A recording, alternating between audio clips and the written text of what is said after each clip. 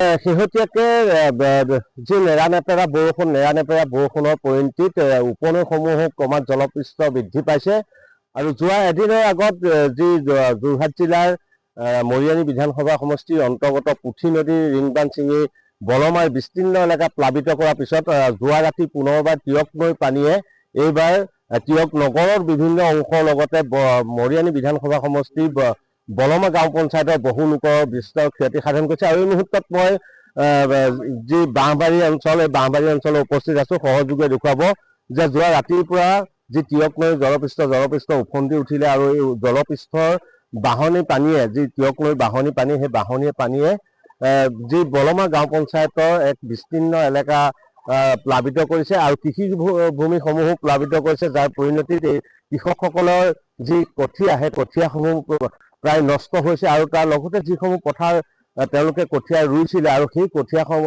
পথাৰসমূহতো ইতিমধ্যে পানীয়ে নষ্ট কৰি পেলাইছে। তাৰপিছতো যি প্ৰশাসন আছে বা প্ৰশাসনৰ কোনো লোক ইয়াত এতিয়ালৈকে এই মুহূৰ্তলৈকে উপস্থিতি হোৱা নাই। মই কিছু স্থানীয় ব্যক্তি আছে, মই তেওঁলোকৰ লগত কথা পাতিম। আপোনালোকৰ কেতিয়াৰ পৰা পানী হৈছে?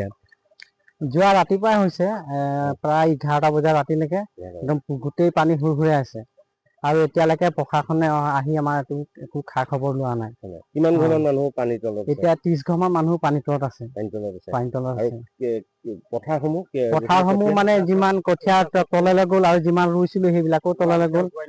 তাৰপিছত বাৰীত যিবিলাক খেতি কৰিছিলো, লাও, জিকা, ভোল, এইবিলাক চব তললৈ গ'ল। মানে বহুত লোকচান হৈছে। পঢ়া শুনা মানুহ অহা নাই? নাই, পঢ়া শুনা মানুহ নগৰৰ বহুত অঞ্চল বুজিছে। বুজিছে। গোটেই বাঁহবাৰী নগৰ যিসমূহ পৰে, পৌৰসভাত যিসমূহ পৰে সেইবোৰ বুজিছে। সেইবোৰ আমাৰ আগফালে আছে, সেইবিলাকো বুজিছে। আপোনাৰ ওচৰতে? আপোনাৰ ঘৰত পানী সোমাইছে? মোৰ ঘৰতে এখন, মোৰ ঘৰত গোটেই চাৰিওফালে পানী, গোহালি ছোৱালী ঘূৰি, গৰু মোৰ ছাগলী এই বাটত বান্ধি থবলগীয়া হৈছে পানীৰ কাৰণে। খেতি পথাৰ কিবা কঠীয়া উঠি গৈছে, ৰুবৰ কাৰণে কঠীয়া তুলি থোৱা কঠীয়া মথাৰি ছিগিলে নেকি? মথাৰি ছিগিলে তিয়ক নৈত আপোনাৰ হেৰিত ছিগিছে, এইটো খনিকৰৰ পানীটো আহিছে। ইফালে আপোনাৰ ছিঙিছে পুঠি নৈৰ পানী, পুঠি নৈৰ মথাৰি ভাঙি মানে বান আমাৰ আক্ৰমণ হৈছে। কি মানে কি হৈছে? প্ৰশাসনৰ মানুহ অহা নাই নেকি? প্ৰশাসনৰ মানুহ এতিয়ালৈকে অহা নাই। এইটো কি জেগা কয়? এইটো 2 নং বাঁহবাৰী গাঁও।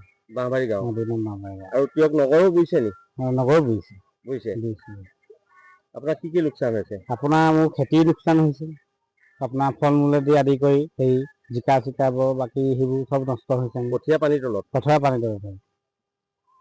ধন্যবাদ জনাইছো। সহযোগে পুনৰ এক দৃশ্যাংশ দেখুৱাব যে এনেধৰণে আচলতে এইসকল লোক যোৱা ৰাতিৰ পৰা তেওঁলোকৰ যিসমূহ ঘৰ কিছু লোকৰ ঘৰত পানী সোমাইছে যদিও চাৰিওদিশত তেওঁলোকৰ পানী বুৰি গৈছে আৰু যিসমূহ কঠীয়া আছিলে, কঠীয়াসমূহ বৰ্তমান পানীৰ তলত। আৰু যোৱা এটা দিনৰ আগত যি পুঠি নদী ৰিংবান্ধ ছিগিছিলে আৰু সেই ৰিংবান্ধ ছিগাৰ পিছত পুনৰ তিয়ক নৈ বাঢ়নী পানীয়ে এনেধৰণে তিয়ক নগৰৰ 9 নং ৱাৰ্ডৰ আৰু এই বলমা গাঁও পঞ্চায়তৰ এই 2 নং বাঁহবাৰী গাঁৱৰ যি বিস্তীৰ্ণ অঞ্চল আছে, সেই অঞ্চলসমূহ প্লাবিত কৰি তুলিছে। আৰু ইতিমধ্যে এই সময়লৈকে কিন্তু এইসকল লোকক খবৰ ল'বলৈ কোনো ধৰণৰ প্ৰশাসনৰ লোক অহা নাই।